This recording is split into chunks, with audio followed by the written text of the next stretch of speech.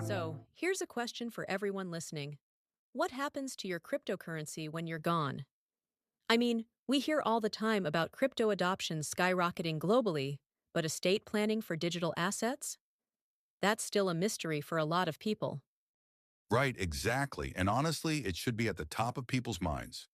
I recently spoke with someone who had a significant amount of Bitcoin, and when I asked about their estate plan, they just stared at me blankly.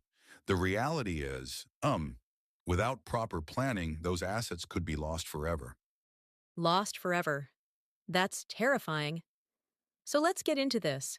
We're going to talk about practical steps for securing and transferring cryptocurrency in an estate plan, and we'll touch on highlights from recent discussions around crypto estate planning. Where should someone even start? Well, the foundation is understanding what you own. Cryptocurrency lives in digital wallets, and access depends entirely on private keys. If no one knows where those keys are, the crypto is essentially gone. So step one is documenting everything. Wallet addresses, private keys, and any recovery phrases. Makes sense. But where do you store that information safely? I mean, you can't just leave it in a Word doc on your laptop, right? Definitely not. Actually, I made that mistake early on. I had a recovery phrase written on a sticky note on my monitor. Worst idea ever. Think about three things here: security, accessibility, and redundancy. You might store private keys in a secure physical location, like a safe, and also leave clear instructions in a legal document, your will or trust, about where to find them. Mm-hmm. Good point.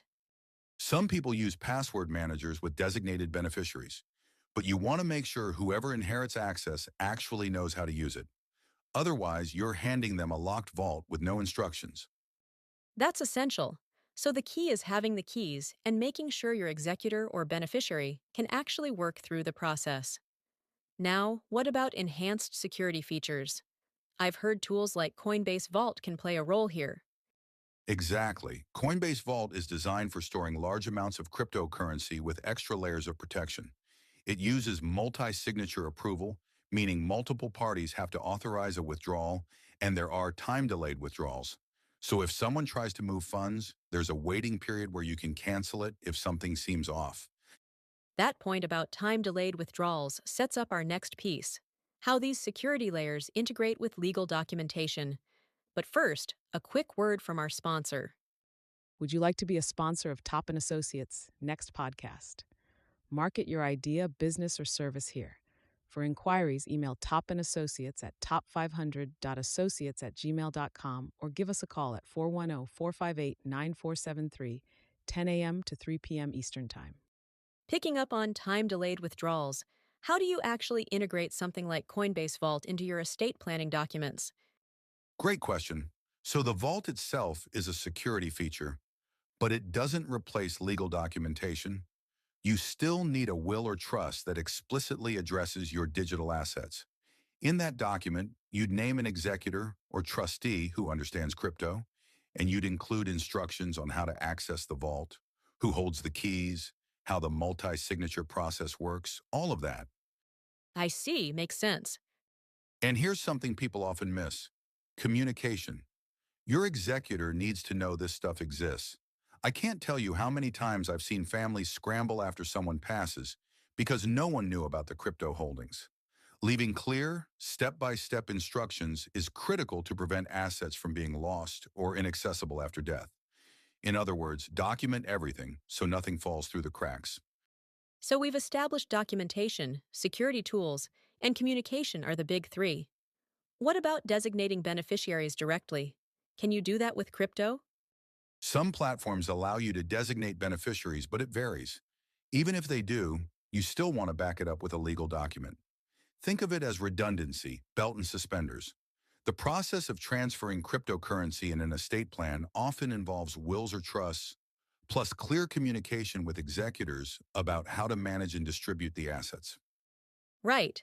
And I imagine the learning curve is steep for someone who's never touched crypto before. How do you bridge that gap?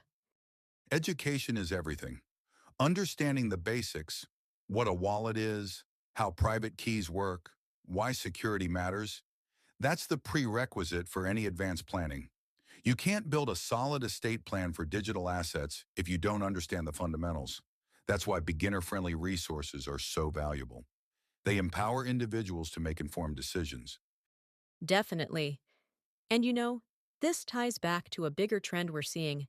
Estate planning for digital assets is becoming a growing area of concern for individuals and financial advisors alike. The technology is moving faster than the legal frameworks in some cases. Have you thought about how prepared you are for this shift? Absolutely, and that's why proactive planning is key. Don't wait until it's too late. Start by taking inventory of your digital assets, educate yourself and your loved ones, and work with professionals, state attorneys, financial planners who understand both the legal and technical sides. And let me guess, probably avoid the sticky note method you mentioned earlier? Yes, please learn from my mistakes on that one.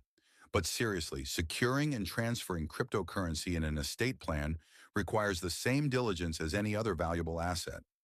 Document everything, use security tools wisely, communicate clearly, and never stop learning.